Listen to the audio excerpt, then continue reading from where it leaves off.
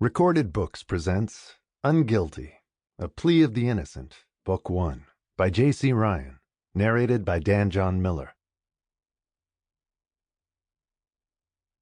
Prologue. Jamie Gibbons didn't turn on the lights. She just set her purse down by the front door and took off her coat. The wooden door was mottled with clumps of old paint, and it didn't want to close. She lifted and leaned on it, and it settled into the frame, protesting the whole way.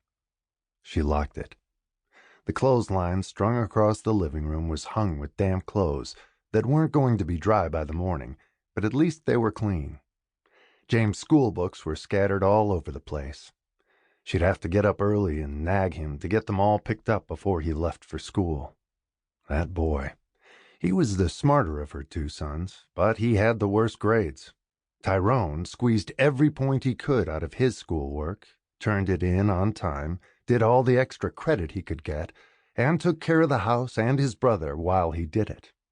James seemed to think he could coast through life on his wits. She was just lucky Tyrone was the older of the two. She couldn't have done it otherwise. She peeked through the doorway into the larger of the two bedrooms, too small for a pair of growing boys, but the best she had to give them. They were asleep, or at least James was. She heard him snoring away. Tyrone had the covers pulled up over his head, and she thought she saw the wink of a flashlight under them. It wasn't too late yet. She'd let him read for a while. Her feet hurt, and she wanted to sit down for a minute anyway.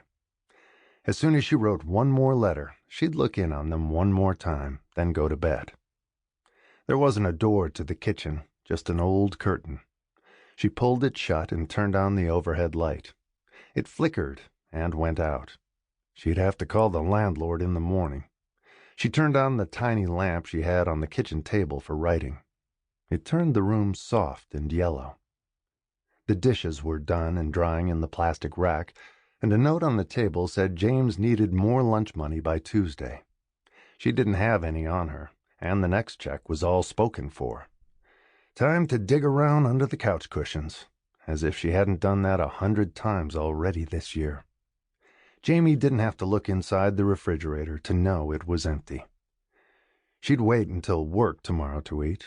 The boys would have a few days' grace until the school cut off their lunches.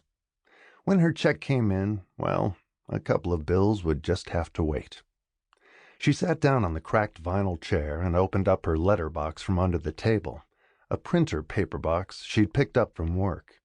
It held handwritten copies of all the letters she'd sent out, the few responses she'd received, and the last packet of information she'd copied at the library. The originals were in her closet, along with the lease and her tax forms from work. The packet had come from the detective working the case, telling her he was sorry, but her husband was guilty, and here was the proof. She'd picked through the documents and put together another story.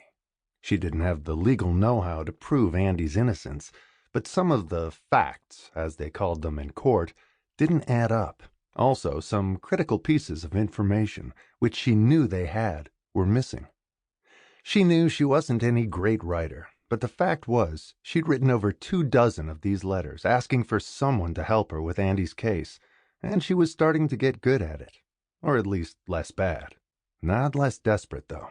At this point, she'd be happy if a janitor would pick one of her letters out of the trash, read it, and hand it around like a piece of interesting gossip. She had already sent letters to the detective, lawyers, and the judge involved in Andy's case.